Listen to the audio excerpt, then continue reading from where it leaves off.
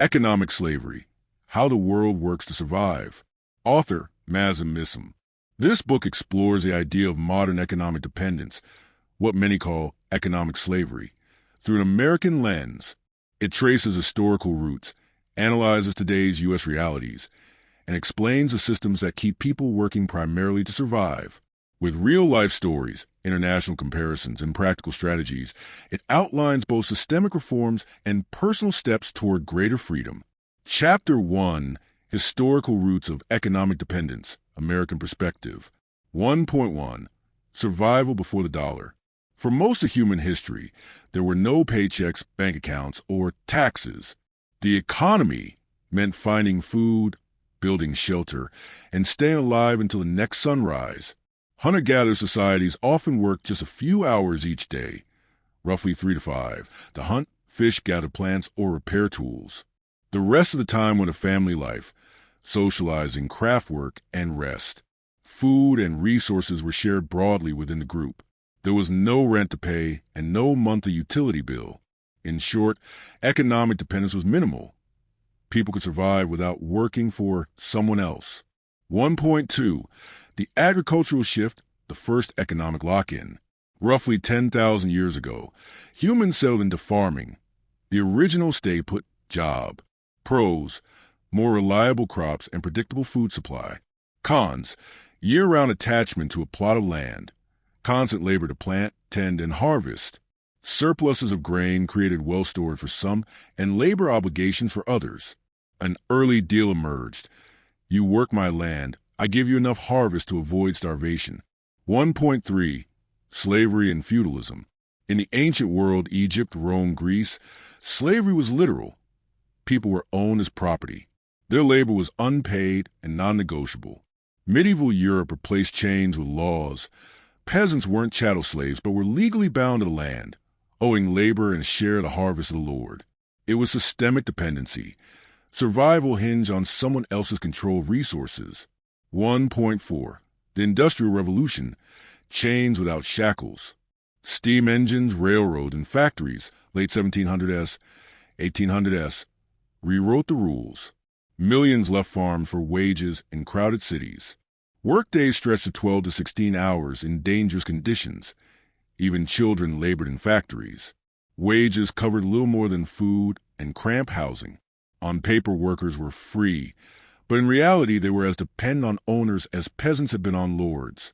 1.5: The 20th Century: A Temporary Balance. After Great Depression and 2 world wars, the U.S. built the modern middle class.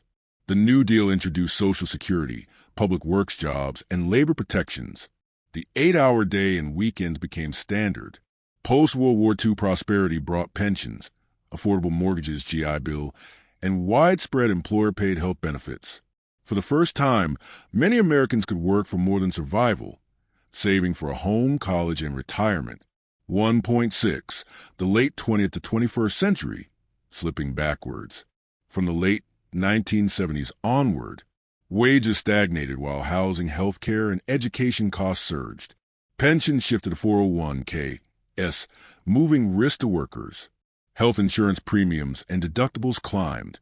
The gig economy expanded, flexible on paper, but with fewer benefits and less stability. Economic dependence crept back in subtler forms. Mortgages, student loans, and job-linked insurance became the new chains. Chapter 2: What Economic Slavery Looks Like in Today's America. 2.1: Definition for the U.S. context. In modern America, economic slavery means being trapped in a cycle where you must keep working simply to meet basic needs: housing, food, health care, transportation, and debt payments. You're technically free to quit, but the bills keep coming. There's no pause button. 2.2: Key signs you're caught. 1. A large share of income goes to basics. In many cities, 30 to 50% just for housing. 2. No financial cushion. A majority struggle to cover even a modest emergency without borrowing. 3. Work is a condition of survival. Health insurance for tens of millions is tied to employment. 4. Debt dependency. Mortgages, student loans, car notes, and credit cards demand constant income. 5. Time poverty. Americans work more hours than most peers in advanced economies. 2.3. The American twist. Unlike many European countries with universal health care and strong housing supports, the U.S. model emphasizes personal responsibility, meaning individuals shoulder rising costs for medical care, higher education, and shelter. A single hospital visit can run 5 figures. A 4-year public college can cost 6 figures. Median home prices have climbed sharply in the last decade. 2.4. 2 households, 1 problem. Household A, upper middle class, Austin, Texas. Income, $150,000/year. Fixed costs, mortgage, childcare, insurance, loans, consume 70%. Household B, working class, Cleveland, Ohio. Income, $55,000/year. Rent, utilities, insurance, and car payments leave nothing to save. Credit cards bridge the gap. Both must keep income flowing or risk immediate instability. One to maintain a lifestyle, the other simply to survive. 2.5. The mental load. Economic slavery in America is also psychological. Constant fear of falling behind. Layoffs, medical bills, rent spikes, loan defaults. Keeps people tied to jobs they dislike or hours that damage their health. In the U.S., freedom often boils down to one question: how long can you go without a paycheck? For most, the answer is measured in weeks, not months. Chapter 3. Real-life American Stories of Economic Dependence. 3.1. Why stories matter. Statistics show how many are struggling.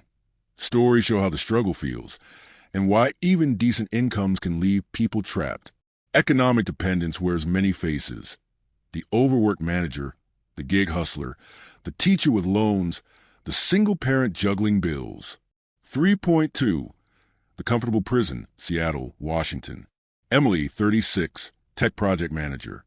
Income, $160,000/year. Mortgage, $3,800/month for a small townhouse. Childcare, $2,200/month. Student loans, $750/month. Employer health premium, $500/month. Fixed costs devour most of her pay. She can't imagine taking 6 months off without selling the home. Her job brings security and prevents rest. 3.3. The Gig Hustle, Los Angeles, California. Marcus, 29, rideshare plus delivery driver, part-time DJ. Monthly income, $4,000, $4,500 volatile. Rent, $1,800 shared. Car payment, $450. Gas/maintenance, $700. No health insurance. ACA plan feels unaffordable. Freedom is real until a slow month or breakdown. No benefits, no paid time off, and one accident away from missing rent. 3.4. The working class squeeze, Des Moines, Iowa. Linda, 52, supermarket cashier. $17/hour, 40 hours/week. Rent $1,050. Utilities plus groceries $1,000. Insurance $380. No debt but no savings. One missed paycheck and the budget collapses. Health care costs are her biggest fear. 3.5. The rural reality, Appalachia, Kentucky. John, 44, coal miner. Income $65,000/year. Mortgage $850. Utilities $350. Medical bills $400. Wife's condition. The job is dangerous but better paid than local alternatives.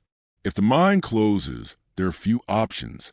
Moving means leaving family and a home he's still paying for. 3.6. The young graduate, Boston, Massachusetts. Sarah, 24, junior marketing associate. Income $52,000. Student loans $390/month. Rent $1,600 shared. Transit pass $90.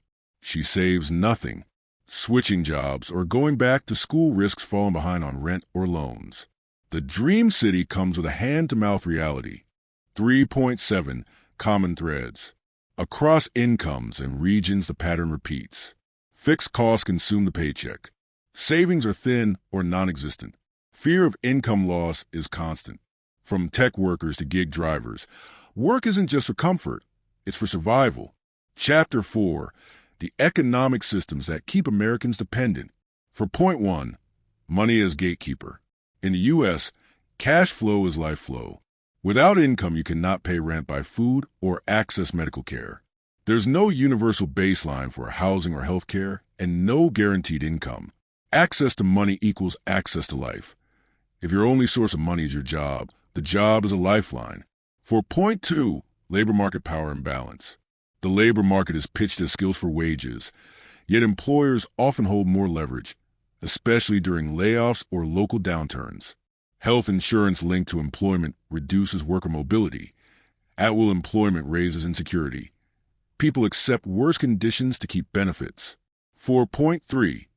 The big three levers: housing, healthcare, education. Housing. Rents and prices outpace wages. Mortgages lock households in for decades. Moving carries high costs. Healthcare. The U.S. spends more per person than any rich country. Losing a job often means losing coverage. Medical debt is common. Education. Student debt exceeds $1.7 T. Repayment narrows career choices and delays life milestones. 4.4. Corporate power and globalization. Multinationals chase lower labor costs abroad, pressuring wages at home. Profits can soar while payrolls stay lean. Just in time, staffing delivers efficiency, but magnifies worker precarity. 4.5. Debt as a control mechanism. Mortgages, car notes, student loans, and revolving credit force continuous earnings. High interest stretches repayment over years.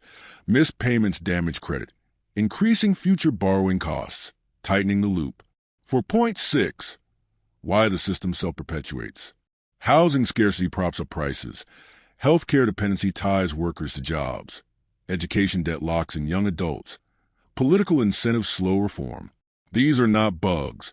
They behave like features of a profit-first design. Chapter 5. The specific factors driving dependence higher in America. 5.1. The housing price spiral. Housing is the biggest expense for most households. Home prices and rents have climbed sharply, leaving millions cost-burdened, 30% plus of income to housing, and many severely cost-burdened, 50% plus. A mortgage locks you for decades. Rent locks you monthly. Either way, the paycheck can't stop. 5.2. Medical costs as a permanent threat. Even with insurance, out-of-pocket costs, premiums, deductibles, copays can reach thousands per year. An uninsured ER visit can cost 5 figures. Medical debt is widespread, and many delay care out of fear of the bill. Insurance is a work tether. 5.3. The student loan trap. Total balances exceed $1.7 trillion. Typical payments range from hundreds to over $1,000 monthly, often lasting decades. Debt narrows choices, pushing graduates to chase salary over fit or purpose. 5.4. The culture of constant work. Hustle culture prizes long hours and visible busyness. People skip vacations to avoid falling behind, or because time off is unpaid. Social media amplifies comparison, nudging lifestyle inflation that keeps expenses high. 5.5.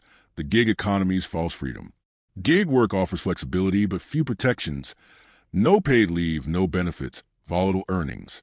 A week of illness or car trouble can erase a month's progress, pushing longer hours later to catch up. 5.6. Credit and consumer debt. Credit card APRs have climbed above 20% for many. Balances compound quickly. Buy now, pay later normalizes overspending.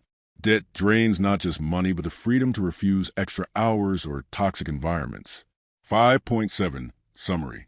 Housing, healthcare, education, debt, and work culture reinforce one another, making it nearly impossible for many Americans to pause work without risking collapse. Chapter 6. How America compares to the rest of the world. 6.1. Why comparisons matter. Seeing other models reveals that high medical bills, unpaid parental leave, and expensive college are policy choices, not inevitabilities. 6.2. Work hours. Approximate annual hours and leave. United States, 791 hours. No federal paid vacation. No federal paid sick leave. Denmark, 380 hours. 25 days vacation. Generous sick leave. Germany, 1 349 hours, 20 days vacation, generous sick leave. Japan 1 607 hours, 10 days vacation, limited sick leave. Canada 1 685 hours, 10 days vacation. Sick leave varies by province. Americans work hundreds of hours more per year than many Europeans, roughly 10 extra full-time weeks. 6.3. Cost of basic needs as a share of income. Housing. U.S. 30-50% of income, higher in large cities. Denmark. 20-30%. France. 25-35%. Healthcare. U.S. Among the highest per-person costs in the world, significant out-of-pocket exposure. UK and peers. Lower per-person costs via taxes. Little at point of service. Education. U.S. Four-year public university can cost $100K plus out of state. Germany. Public universities are tuition-free or very low cost. 6.4. Social safety nets. Paid parental leave. U.S. No federal mandate. Some states offer partial pay. Canada. Up to 18 months with partial pay. Sweden. 480 days per child paid. Unemployment benefits. U.S. Limited duration/amount varies by state. Denmark. Up to a high share of prior wages for an extended period if eligible. 6.5. Why Americans feel more trapped. No universal health care. High college costs. At-will employment. Minimal federal paid leave. These factors combine to heighten insecurity compared to peers in advanced economies. 6.6. The trade-offs. Lower taxes and personal responsibility sound empowering, but they shift risk onto individuals. Countries that socialize risk of illness, job loss, and education enable more personal and entrepreneurial risk-taking. Chapter 7. The Psychology of Work and Survival in America. 7.1. Living in survival mode. When basic security feels fragile, short-term choices dominate. Next month's rent outranks retirement saving or retraining. For many, this isn't a phase. It's the baseline. 7.2. Fear as a productivity tool. Lose a job, lose insurance. Miss a mortgage payment. Risk foreclosure. Default on debt, damage credit. Fear of losing basics motivates compliance more than any bonus. 7.3. The hedonic treadmill. Income rises, lifestyle upgrades follow. Bigger place, nicer car, more subscriptions. Expenses swell to meet income, leaving little added freedom, even at high salaries. 7.4. Burnout and health effects. Burnout is widespread. Stress-related illness is common. People work themselves sick and then pay heavily for treatment, tightening the dependency loop. 7.5. The illusion of choice. On paper, Americans can quit, move, or start a business. In practice, the loss of benefits, higher rents elsewhere, and the risk of downtime make that freedom hard to exercise. 7.6. Value shifts. Under chronic pressure, long-term aims shrink. Education becomes mostly a wage tool. Creativity and community feel like luxuries. Politics gravitates towards short-term fixes over structural change. Chapter 8. Alternative models America could learn from. 8.1. Why change is possible. Other countries show it's possible to raise security without killing productivity. The goal isn't ending work.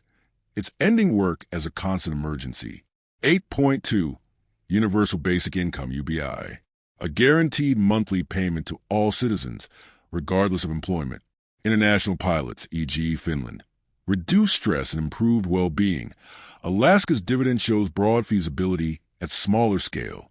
In the U.S., UBI could simplify parts of welfare and support entrepreneurship and retraining. Concerns about cost and work disincentives remain, but pilots suggest people still work, just with more agency. 8.3. Shorter work weeks. Reducing standard full-time hours to 35 per week without pay cuts. Trials in Iceland and policies in Belgium indicate stable productivity and better well-being. Automation gains could fund time dividends. Lower burnout may cut healthcare costs. 8.4. Universal health care. Decoupling healthcare from employment would break one of America's strongest dependence chains, reduce medical bankruptcies, and raise labor mobility. Many peers spend less per person with better population outcomes. 8.5. Student debt reform. Tuition-free or low-cost public colleges. Targeted forgiveness, e.g. for public service. Interest caps. Less debt widens career choice and accelerates household formation. 8.6. Worker ownership and cooperatives. Employee-owned firms and co-ops distribute profits to workers and embed democratic governance. U.S. examples, e.g., large employee-owned retailers, show competitive performance and high worker satisfaction. 8.7. Guaranteed basic needs. Policies that ensure affordable housing, childcare, and transit can materially lower the share of income spent on essentials, freeing time and attention for family, learning, and innovation. Chapter 9. What an individual can do right now. 9.1. Why individual action matters. Systemic change is slow. Personal strategies won't fix the system, but they can buy breathing room and resilience. 9.2. Build an emergency fund. Target 3 to 6 months of living expenses in a high-yield savings account. Automate contributions. Start with small milestones, $500, 1 month, 3 months. This is your first line of defense against layoffs, medical bills, and surprise expenses. 9.3. Diversify income. Add side income, freelance, tutoring, online sales. Consider passive streams, dividends, royalties, where realistic. Monetize skills via courses or consulting. Even a few $100s a month reduces dependence. 9.4. Control costs. Track spending for 30 days. Renegotiate recurring bills. Prevent lifestyle inflation by routing raises to savings. Every avoided dollar expands future freedom. 9.5. Stay professionally flexible. Keep resume/LinkedIn current. Learn in-demand skills. 10. Your network. Most opportunities come through people. Mobility is a key antidote to feeling trapped. 9.6. Live below your means. Keep housing under 30% of income if possible. Choose reliable used cars over high payments. Cancel and use subscriptions. Frugality is freedom, not deprivation. 9.7. Build community support. Trade skills, buy in bulk together, share childcare, and show up for each other. Strong communities function as informal safety nets during shocks. Chapter 10. The future of work and freedom in America. 10.1. Why the next decades matter. Automation, AI, climate pressures, and demographics will reshape the labor market. Whether change yields freedom or dependence depends on choices we make now. 10.2. The optimistic scenario. Automation handles the dangerous and repetitive. Universal healthcare ends job-link coverage. Affordable housing policy tames rent spikes. Shorter workweek spread. A universal floor, e.g. UBI, ensures baseline security. Work remains, but it's about purpose and contribution, not constant survival. 10.3. The pessimistic scenario. Jobs disappear faster than they're created. The gig model expands without protections. Costs outpace wages. Debt piles up. Safety nets weaken. In this world, even the middle class lives paycheck to paycheck. 10.4. The realistic scenario. A mixed map. Some states adopt reforms while others double down on low tax, low service models. Automation reshapes sectors unevenly. National debates intensify. Progress remains incremental. Personal resilience, savings, skills, networks, becomes a key difference between freedom and dependence. 10.5 will decide the outcome. Political will. Will voters and lawmakers prioritize affordability and protections? Distribution of tech gains. Will automation's benefits be broadly shared? Public awareness. Will people see dependence as systemic rather than personal failure? Culture. Can rest, family, and community be valued alongside productivity? 10.6. Epilogue. Redefining freedom. In practice, real freedom is the ability to say no, to walk away from a bad deal, a bad job, or a bad landlord without risking survival. Freedom doesn't begin when you can choose your boss. It begins when you can choose not to have one at all and still live with dignity.